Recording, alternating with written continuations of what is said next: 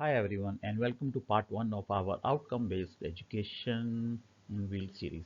In today's episode, are breaking down the fundamental of OBE and exploring how it contrasts with the traditional education system we all know. We will reveal what makes OBE such a powerful approach by focusing on 4 key questions that drive students' success. Plus, we will dive into the critical shift from the teacher-centered to student-centered learning and why this shift is more important now than ever. Let's get started on this exciting journey to reimagining education. Education is essential for shaping the future of individuals and societies alike. As we progress, our approach to education has evolved. Today, we will explore 2 prominent educational systems: outcome-based education and traditional education system. We can critically evaluate how each system shapes students' learning and readiness for future success across various disciplines. Core feature of outcome-based education. Real-world application. OBE emphasizes applying knowledge to real-life scenarios. For instance, in computer science, students may develop software to demonstrate coding skills, or in engineering, they might build working models to showcase their understanding of theoretical concepts. Flexible learning path. Recognizing that students learn at different speeds, OBE allows for varied approaches to achieving outcomes. For example, psychology students can demonstrate their understanding through case studies or research projects rather than slowly through memorization. Outcome driven curriculum. The curriculum is designed backward, starting with clear and measurable end goals. This ensures that all courses activities align with the desired outcomes.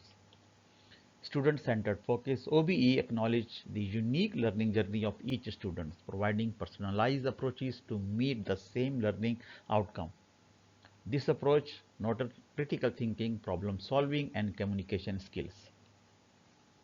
Tailored learning experience. OBE adopts the learning experience based on individual needs and performance, fostering an environment where students are encouraged to apply their knowledge practically rather than just memorizing facts.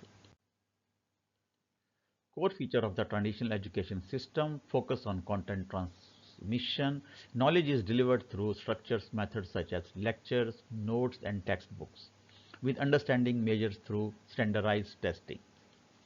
Emphasize on content mastery. The predetermined curriculum judged students based on their ability to memorize and reproduce information, often without practical application. Teacher-led learning. The teacher controls content delivery, pacing, and assessment, expecting students to absorb and replicate material regardless of individual learning speeds. Fixed curriculum. Students follow a prescribed syllabus, focus on covering a specific set of subjects by the end of the academic year. Teacher-centric approach. The teacher is seen as the primary source of knowledge, with students expected to listen and memorize, often assessed on recall rather than analysis. Limited student agency. There is little room for student agency in learning, prioritizing content delivery over practical skills. Key differences: curriculum design, how are learning objects structured and how is content organized in each system. Grading system, how are students assessed and evaluated in terms of their performance and learning. Scalability of final outcome, how adaptable in each system is, accommodating individual student needs and varying learning pace. By examining these aspects, we can critically evaluate how each system shapes students' learning and readiness for future success across various disciplines. OBE curriculum design. Backward design. OBE begins with clearly defined outcomes, what students should be able to do by the end of the course. For instance, a business management student might need to create a detailed business plan that integrates finance, marketing, and operation. In a computer science course, the desired outcome could be coding proficiency, leading to project requiring a student to write code. adaptability. The curriculum is flexible, allowing teacher to modify assignments, project, and pacing based on student needs. For example, in teacher education, future teachers might practice lesson planning and receive feedback until they meet required competency. In the OBE literature course, students might write their own short stories to demonstrate their understanding of narrative techniques rather than slowly analyzing text of exams. Traditional content-centric, the system emphasizes covering a specific amount of content within a set of time frame. For example, a business management course might require students to complete textbook chapter on marketing and finance without applying this concept to real-world scenarios. In a traditional chemistry class, students are expected to finish chapters on chemical reaction by the end of the semester, regardless of their understanding. Little flexibility, the curriculum is rigid, meaning that if a student falls behind, the class continues forward, leaving struggling students to catch up on their own. Once established, there is a limited room for adaptation if students have difficulty with a topic. The course typically moves on to meet syllabus requirements without accommodating individual learning needs.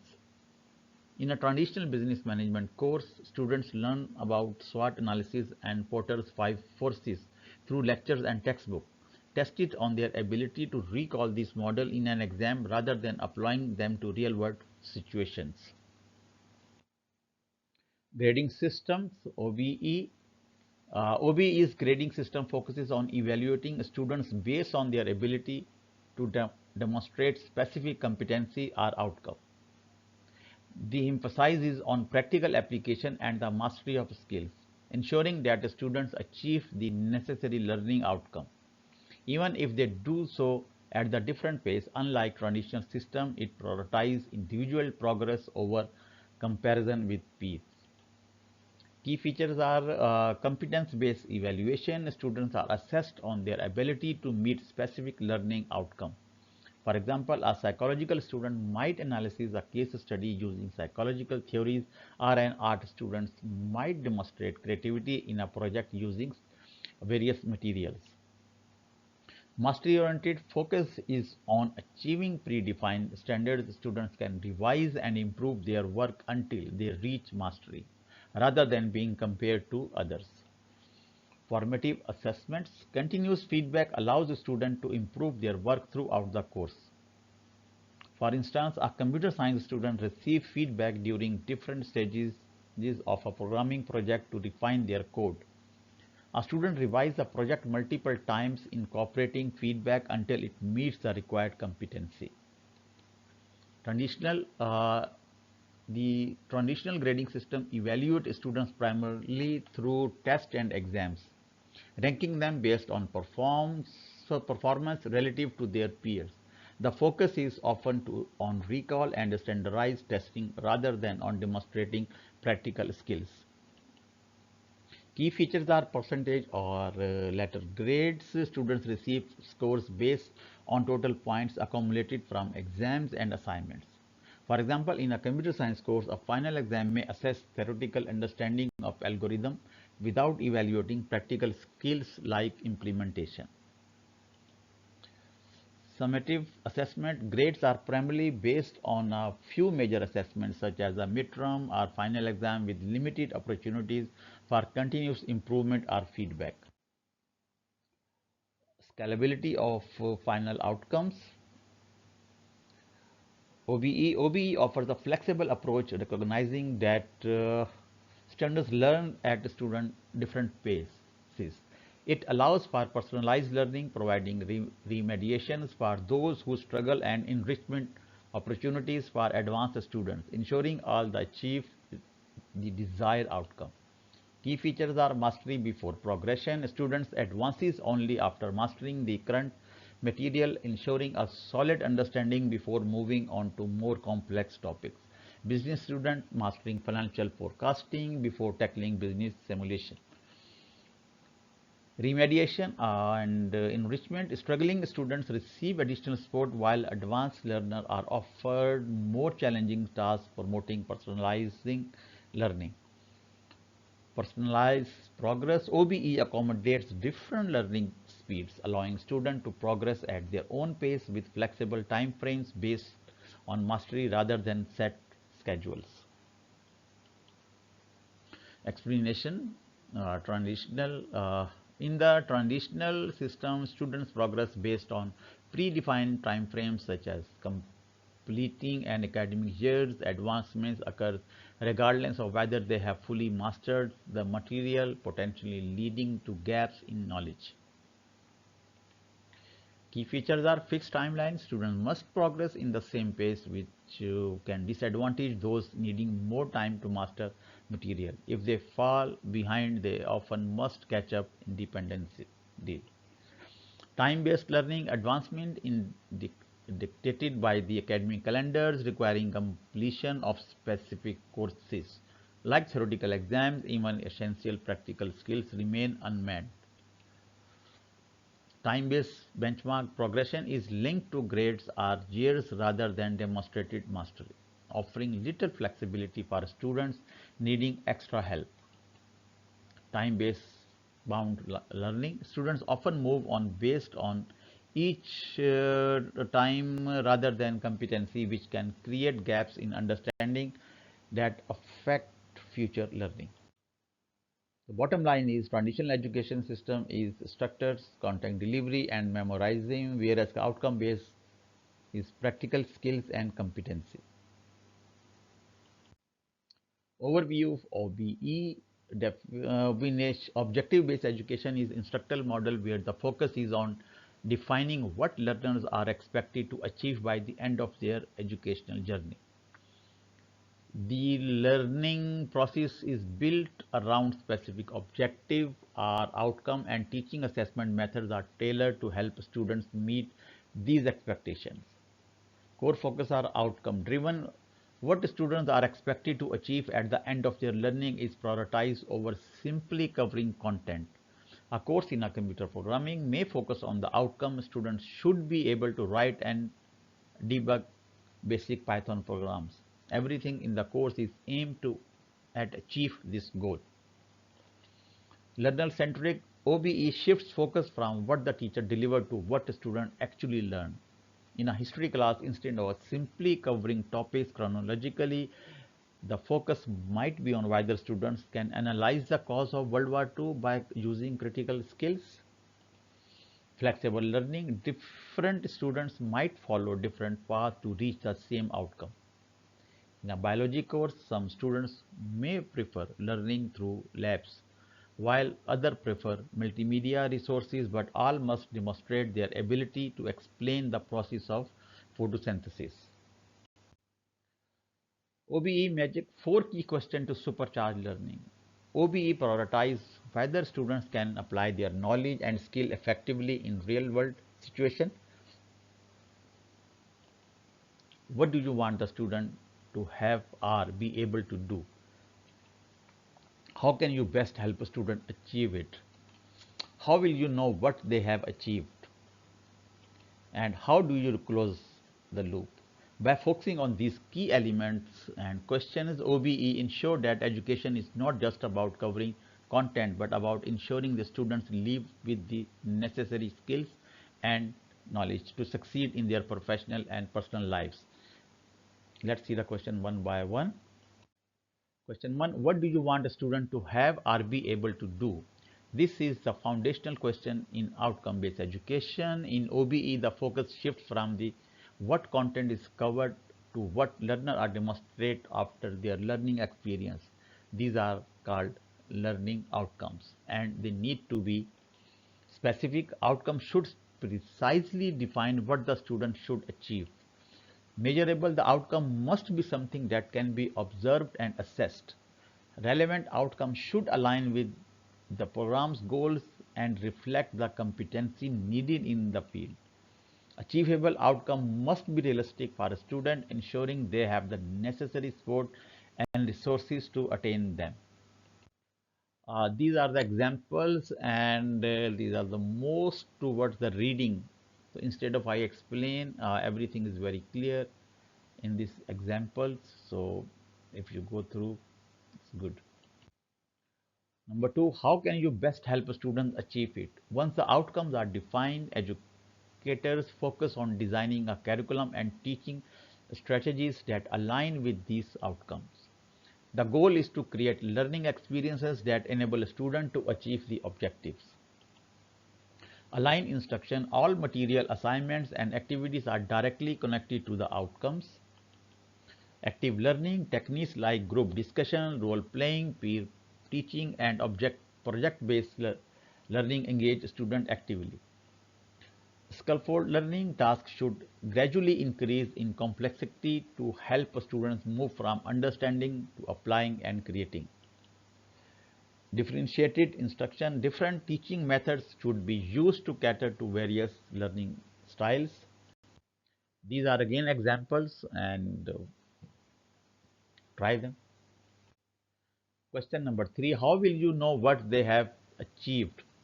Assessments are central to OBE as they provide evidence of whether students have achieved the defined learning outcome. Effective assessment practice includes alignment with outcomes. Each assessment should directly measure the learning outcome. Formative and summative assessments. Formative assessment quiz draft offer feedback during the learning process, and summative assessments final exam project provide a final measures of success. Rubric and clear criteria. Rubric with detailed criteria clarify expectations and provide structured feedback. Authentic assessment. Whenever possible, assessment should simulate real world tasks. Again examples. Question 4. How do you close the loop? Closing the loop refers to using data from assessment to improve teaching and learning continuously. This involves data collection and analysis. Educator analysis student performance to determine how well outcomes were met. Curriculum adjustment based on analysis. Changes are made to teaching methods or curriculum. Targeted feedback. Students receive constructive feedback that focuses on both strengths and areas for improvement. Reassess assessment and opportunities for improvement. Students have opportunities to improve and demonstrate mastery. Examples for your exercises. Teacher-centered versus student-centered learning, which one is better? The debate between student-centric and teacher-centric learning approaches has shaped modern education. Both have their own strengths and challenges. Understanding the core differences help educator and student choose the right approach for their goals. Defining teacher-centric versus student-centric learning. Uh, Teacher-centered learning, teacher as authority, the teacher holds primary control and direct both the content and process of learning. They lead the class, determining what students need to learn. Lecture-based learning lessons are structures around teacher lectures, where the primary mode of instruction is the teacher imparting knowledge and students are expected to listen and absorb information. Passive learning, students have limited input into what they learn or how they learn. Their role is more passive as they receive the information presented to them. Traditional approach, this method is widely used in traditional settings such as a formal schooling where there is a heavy focus on content delivery by the teacher. Student-centric learning, student as central focus. In this model, students are placed at the center of learning process. Their needs, interest, and learning style guide to approach. Teacher as a facilitator, the teacher acts as a guide or coach supporting students as they explore and learn rather than simply delivering contents. Active participation, students engage in activities that require critical thinking, collaboration, and problem solving. They are encouraged to take ownership of their learning. Flexible structure, the curriculum is more adaptable, often evolving based on student interest and input. This allows for more personalized and meaningful learning experiences. Characteristics, teacher-centric versus student-centric. So first, teacher-centric. Teacher as a knowledge provider. The teacher is viewed as the expert and the sole provider of knowledge responsible for all content delivery and decision making.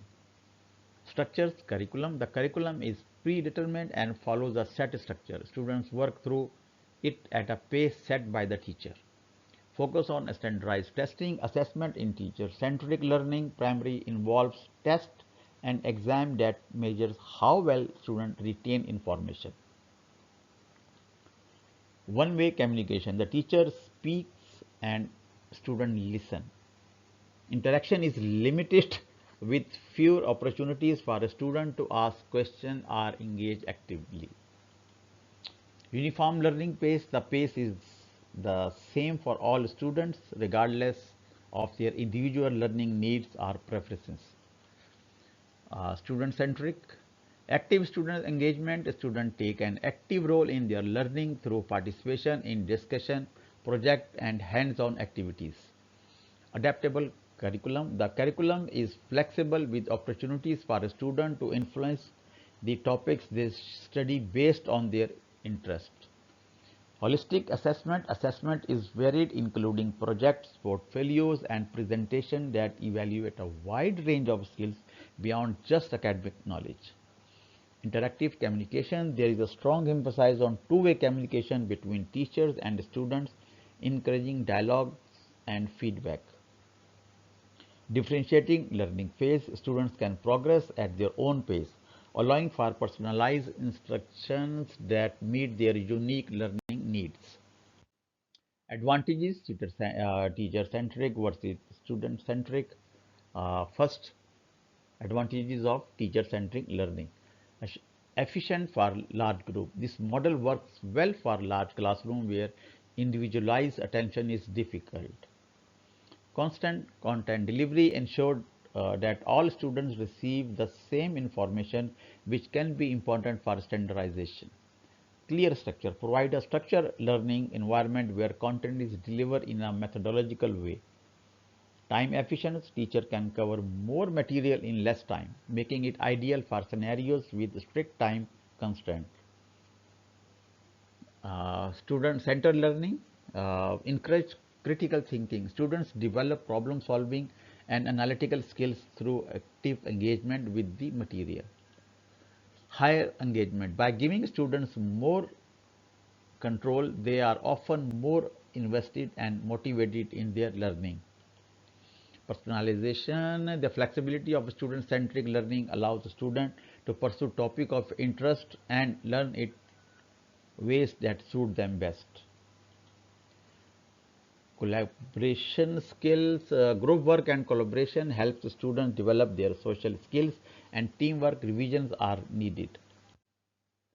Disadvantages. First, teacher-centric learning. Limited engagement. Students may become disengaged because they are not actively involved in the learning process. No tailored to learning style. It does not account for the diverse learning needs of students, potentially leaving some students behind. Dependency on teachers. Students may become overly dependent on the teachers, lacking opportunities to develop self-directed learning skills. Minimal creativity. There is a little room for creative thinking or independent problem solving, as the focus is on absorbing information. Disadvantage of student-centric, resource intensive. This approach requires more time, planning and resources to implement effectively. Teacher as facilitator required training. Teachers need specific training and skill to guide learning effectively without dominating it. Potential are in constant learning outcome without the structure of a traditional approach. Some students may not cover essential content or develop foundational skills. Classroom management challenges. Managing active student-centered classroom can be difficult, particularly with large groups. Bottom line is, teacher-centric best for large classroom, foundational topics and situation with the limited time where standardization is key. Student-centric ideal for developing higher order thinking, fostering independence and preparing the students for real-world problems solving and collaboration. Both approaches have their unique strengths and are suited to different teaching contexts. A combination of both may be the most effective approach, taking advantage of the structure from teacher-centric model and the engagement from the student-centric learning. The future of education may lean more towards student-centric methodology as personalization and skill development become increasingly important. And finally, we have assignment, individual assignment. There are two questions. The first question is revising a course outline this semester to align with outcome-based education principles. And the second question is evaluate your current teaching style, teacher-centered or student-centered, and develop a plan to shift to the opposite approach. Submit as soon as possible. Thank you for assignment submission. Outcome-based education, the middle part 2. It's about Bloom's taxonomy. References. Thanks for watching. If you find the video helpful, don't forget to like, subscribe and share it with someone who might need it. See you in the next video. Thank you.